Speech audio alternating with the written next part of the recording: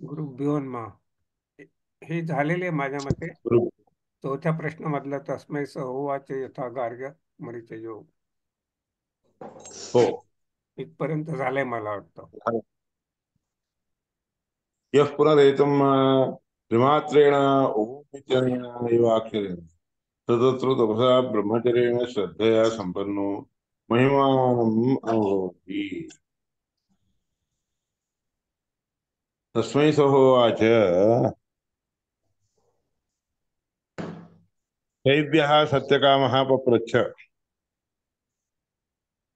तेभ्यः सत्यकामानि विचारलं। स यो ह वै एतत् इत्यादि हा असः एनं हम्म. तेभ्यः सत्यकामः पप्रच्छ इथून व्हायचं ह्याच्यामध्ये एक झालं होतं तरी पण पुन्हा एकदा घेतो. हम्म. हम्म. हम्म. करेल. खरं खरं. शिबी शिबीराजाच्या वंशामध्ये झालेला सत्यकाम नावाचा एक येऊन विचारायला गुरुंना प्रजापतीला तैभ्यः सत्यकामः पप्रच्छ स यो ह वै तत् भगवन् मनुष्येषु प्रायणान्तम् ओङ्कारमभि अधि अभिध्यायीत कथमं वाव स तेन लोकं जयति. त्या शैब्य सत्यकामाने विचारलं जो जो हे भगवन मनुष्यामध्ये प्रायणांतम म्हणजे मरणाच्या काळामध्ये शेवटी ओंकारमभिध्यायती ओंकार शब्दवाच्य असणाऱ्या परमात्म्याचं ध्यान करतो. कथमं वावस तेन लोकम जयती तर त्यामुळे त्याला कोणता लोक प्राप्त होतो म्हणून विचारते. कोणत्या लोकाला जिंकून जातो तो जयती म्हणजे ते प्राप्त करून तस्मै स होवाच. मग त्याला सांगायला लागले एतद्वये सत्यकाम परंच अपरंच ब्रह्म यद् ओंकारः तस्मात् विद्वान् एतेनैव अयनेन एकतरम् अन्वेति. हे पहा हे सत्यकाम परंच अपरंच हे पररूपी आणि अपररूपी असणार असं आहे की नाही. ब्रह्मा यद् ओंकारः त्या ओंकार शब्दवाच्य असणारा जे ब्रह्मा आहे की नाही तस्मात त्या ओंकार शब्द प्रणवोच्चारण केल्या कारणाने शब्द ओंकाराने उच्चारण केल्या कारणाने विद्वान एतेनैव आयनेन ह्याच आयनानी उत्तरायण आणि दक्षिणायनाचे दोन सांगितलं ना. एतेनैव आयनेन ह्याच उत्तरायणानी हम्म एतेनैव आयनेन ओंकाराचं ह्याचा प्रयोग हे केला नाही का असं सांगतात विद्वान तेनैव अयनेन एकतरमन्वेती. परलोक अपरलोक असे दोन असतात ना त्यापैकी परलोक प्राप्त करतो. तर एकमात्रम अभिध्यायीत त्याला एकाचे ध्यान म्हणजे पररूपी असणाऱ्या परमात्म्याचं ध्यान करेल तर तेनेव संवेदित सूर्य त्याच्यानी तोच संवेदित झालेला म्हणजे जाणून घेतला गेलेला उलट आहे.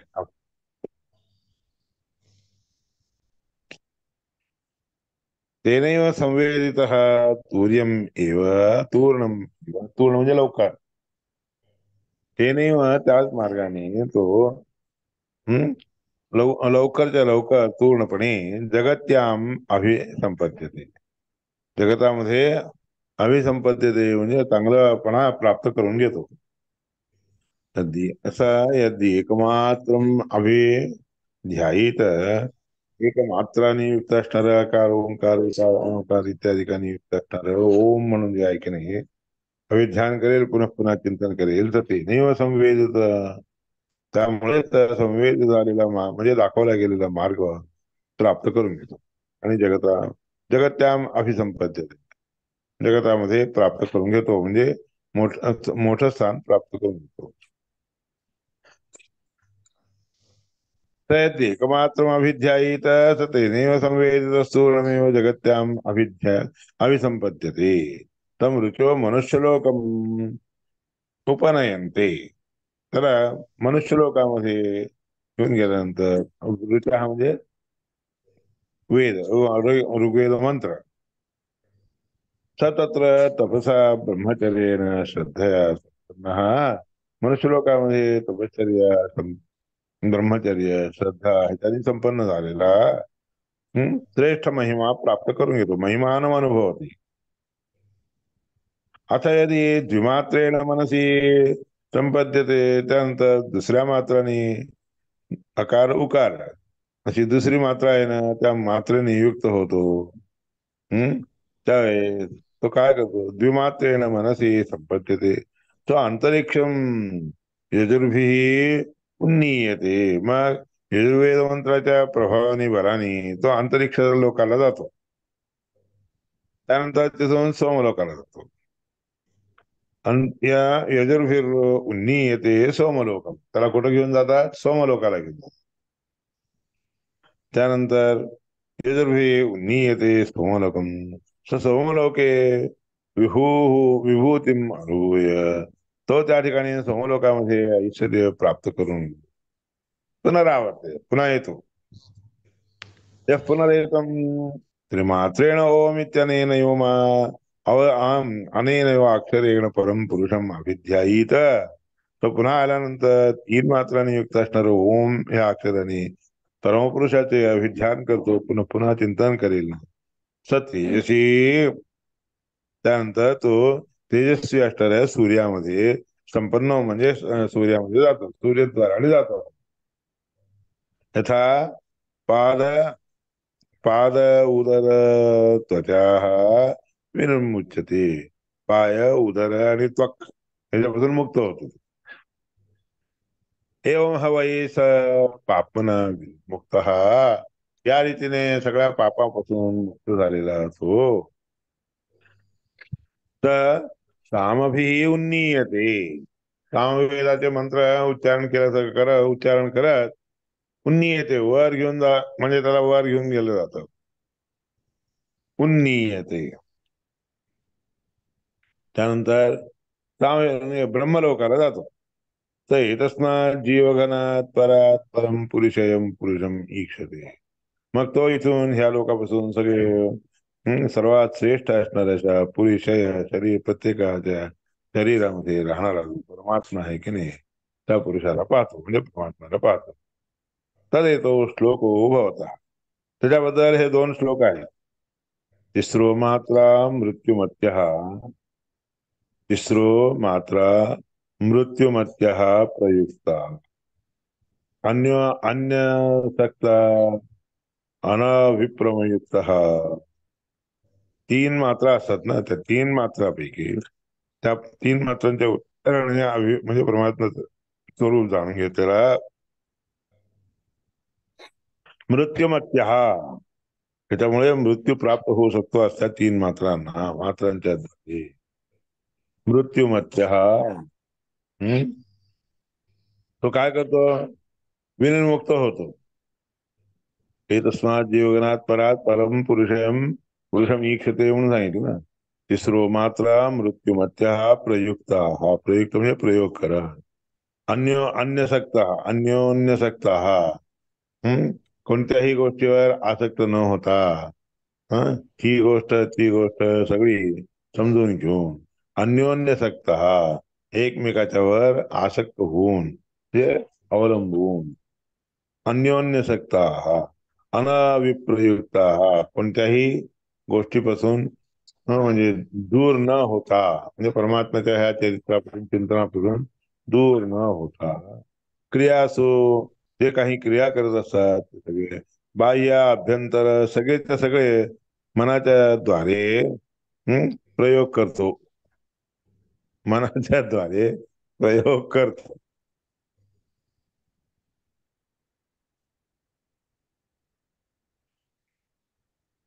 ऐकू येते की नाही तुम्हाला लोकांना? हा. येते येते. तेच कारण तो बरोबर पिन लागती नाही लागत आहे होत. नाही, बरोबर आहे. आज काहीच प्रॉब्लेम नाही. हा. मध्ये मध्ये होतं तसं. हा. आज एकदम चांगलं आहे. तिसरो मात्रः मृत्युमत्य प्रयुक्ताः अन्योन्यशक्ताः अनाविप्रयुक्ताः। क्रियासु बाह्याभ्यंतरम मध्यमासु बाह्य अभ्यंतर मध्य अशा तीन क्रिया असतात. त्या सगळ्या तिन्हीच्या तिन्ही क्रिया योग्य रीतीने प्रयोग करतो. न कंपते ज्ञा ज्ञानी असणारा तो त्याच्यामध्ये कंपत होत नाही, म्हणजे हालचाल होत नाही त्याच्यामध्ये. म्हणजे आता काय करू कसं होतंय की म्हणून या प्रवृत्ती काही त्याला विचार नसतात. ऋग्भिरेतम यजुर्वेद अंतरिक्षम तामफिर यत यत्तत कवयो वेदयन्ते। ऋग्वेदानी यजुर्वेदानी हं? ऋग्वेदानी परमात्मा आणि यजुर्वेदानी अंतरिक्षामध्ये असतात परमात्मा. सामवेदानी जे जे काही गोष्टी हं, कवींनी ज्ञानी लोकांनी सांगितलं असतं ना ते सगळे चिंतन करतो. चिंतन करत ओंकारेण आयनेन, मग त्यानंतर त्या परमात्म्याला ओंकाराचा अर्घ, आयन म्हणजे मार्ग, ओंकार मार्गाच्या द्वारे ओंकारेण आयनेन अन्वेती. अन्वेती म्हणजे माग माग जात राहतो. विद्वान यत तच्छांतम अजरम अमृतम अभयम परम च इति. तेच स्वरूप म्हणजे शांत स्वरूप असते, अजर असते, जराधिक न प्राप्त होणार अमृतत्व म्हणजे सुख आनंदमय देणारा अशा प्रकारचा अभय लोक, परम अभय लोक त्याला प्राप्त होतो. इथे प्रथम खंड हा याप्रमाणे प्रथम खंडाच्या बद्दल सांगितले. प्रणवेन हरिम ध्यायन ब्रह्मलोकम समेत्य च. प्रणव म्हणजे ओंकार मंत्र, आणि तो काय करतो परमात्म्याचं ध्यान करतो आणि ब्रह्मलोकाला येतो, ब्रह्मलोकाला प्राप्त होतो. ज्ञानम चतुर्मुखात प्राप्त, आणि तिथं मग ब्रह्मदेवाकडून पुन्हा त्याला ज्ञान प्राप्त होतं आणि त्यानंतर मुक्त होतो. त्यामध्ये काही शंका नाही. इथे पंचमा प्रश्न हा, त्याप्रमाणे पाचवा प्रश्न संपवतात. आता पंचमा अध्याय, इति पंचमा अध्याय झाला. असहैनं सुकेशा भारद्वाज पप्रच्छ. त्यानंतर ह्याला सुकेशा नावाचा भारद्वाज विचारायला लागलेला आहे. भारद्वाज हा सुकेश, सुकेश नावाचा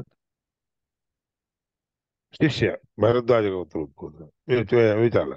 भगवान हिरण्यनाभा कौशल्यो राजपुत्रो. हिरण्यनाभ नावाचा कौशल्य देशाचा राजपुत्र मामुपेत्य माझ्याजवळ आला आणि हेतम प्रश्न अपृच्छत, त्याने मला हा प्रश्न विचारला.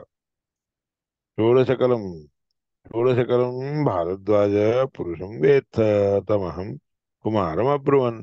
षोडश कलात्मक असणाऱ्या अशा त्या पुरुषाला, हं षोडश कलात्मक असणारा तो जो पुरुष आहे त्या पुरुषाला मी जाणू इच्छितो आहे, म्हणून त्या कुमाराने मला विचारलं. मग मी त्याला म्हणलो नाहमिमम वेद, अरे बाबा ही गोष्ट मला माहित नाही बरं का.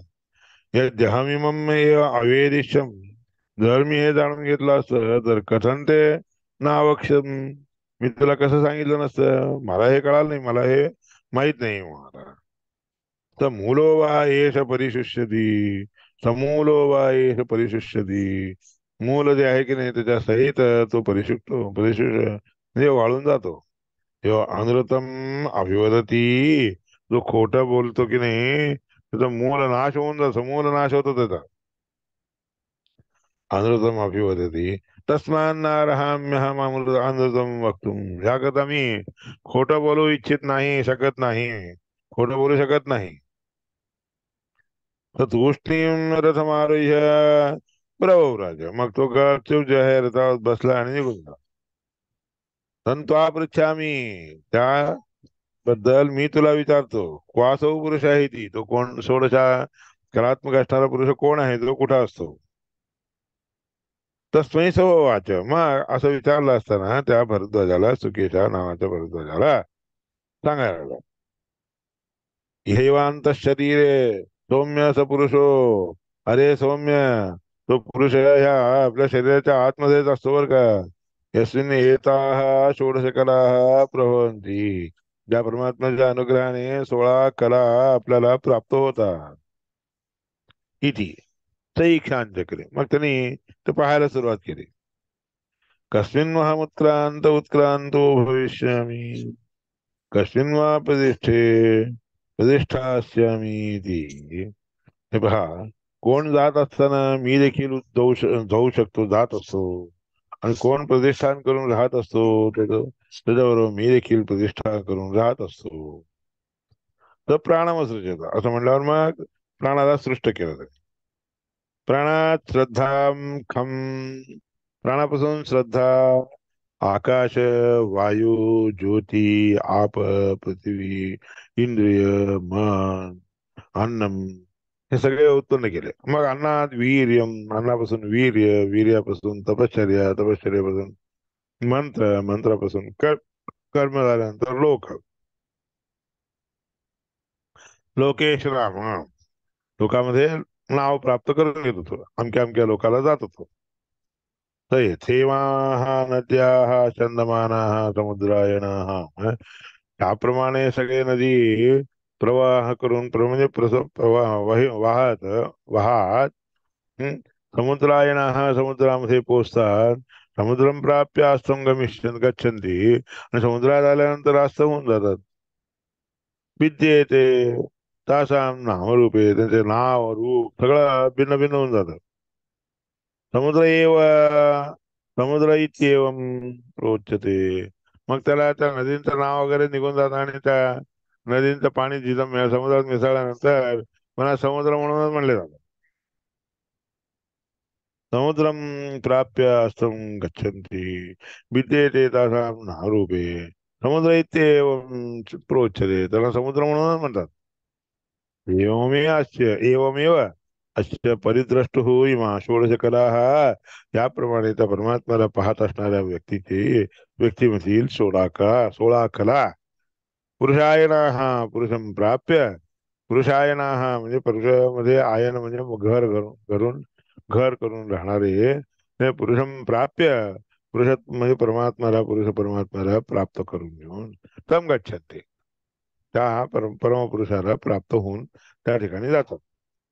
विद्येता विद्येते तासां नाम रूपे, मग त्याचे नाव रूप सगळे हं, दूर होऊन जातात. पुरुष इत्येवम प्रोच्यते, मग त्याला नुसतं पुरुष म्हणून म्हणला. जसं समुद्र नदींचे पाणी सगळं त्याच्यात गेल्यानंतर नाव त्या नदींचं नाव निघून जाऊन समुद्र असं म्हणलं जातं ना, त्याप्रमाणे त्याला देखील पुरुष असंच म्हणतात. तर येशो आकलो अमृतो ती, तो हा कोणत्याही कला नसलेला, मरण इत्यादी नसलेला होतो, अमृत होतो. तदेश श्लोक, हा त्याच्याबद्दल हा श्लोक आहे. हरा इव रचनाभो कला यस्मिन् प्रतिष्ठिताः. म्हणजे रथाच्या चाकाचे काड्या कसे रथाच्या नाभीमध्ये शिरून असतात, तसं कला यस्मिन् प्रतिष्ठिताः, त्या परमात्म्याच्या नाभीमध्ये सगळे कला प्रतिष्ठित होऊन जातात. तम वेद्यम पुरुषम वेद, अशा जाणणाऱ्या त्या पुरुषाला जाणून घ्यावे. यथा मावो मृत्यू परिव्यथा इति, मला मृत्यू नावाचे दुःख रोग लागू नाही म्हणून प्रार्थना करे. तान हो आज, मग त्यांना सगळ्यांना म्हणाला, हे तावदेवाहमी तत्परम ब्रह्म वेद. एवढ्या म्हणजे एवढ्या गोष्टीने एवढ्या स्वरूपाने युक्त असणाऱ्या ब्रह्माबद्दल मी परब्रह्माबद्दल जाणून घेतो, मला माहित आहे. ह्याच्यापेक्षा जास्त मला काही माहित नाही. नातः परम ही, त्या परमात्म्याच्या ह्या विषयाबद्दल महिमेच्याबद्दल मी जाणून घेतलेलं आहे, त्यापेक्षा ज्येष्ठ श्रेष्ठ असणारी महिमा त्याची नाही. ते तमर्चयंतमस्तंहिनः पिता. तर मग त्यानंतर ते सगळे जण त्या परब्रह्मा म्हणजे चतुर्मुख ब्रह्मदेवाची पूजा करून म्हणतात, तौहिनः पिता, तू आमचा पिता आहे. तौहिनः पिता योस्माकं विद्यायाः परंपारं तारयति तारयति, जो आमच्या विद्येला परविद्या स्वरूपाने जाणून घेऊ. हं? ह्या पार करून टाकतोस, आम्हाला इथून उत्तीर्ण करतोस. नमः परम ऋषीभ्यो, नमः परम ऋषीभ्या, म्हणून अशा परमऋषी असणाऱ्या सगळ्यांना मी नमस्कार करतो. हम्म. इथे प्रथम खंड हा षटप्रश्नोपनिषदातील 6वा अध्याय समाप्त करतात. ह्याच्यावरचं भाष्य उद्या तुम्हाला सांगेन. आता हे फक्त उपनिषद जे आहे संपलं इथं. इति श्री षटप्रश्नोपनिषदि षष्ठोऽध्यायः. श्रीकृष्णार्पणमस्तु. हरे नमः.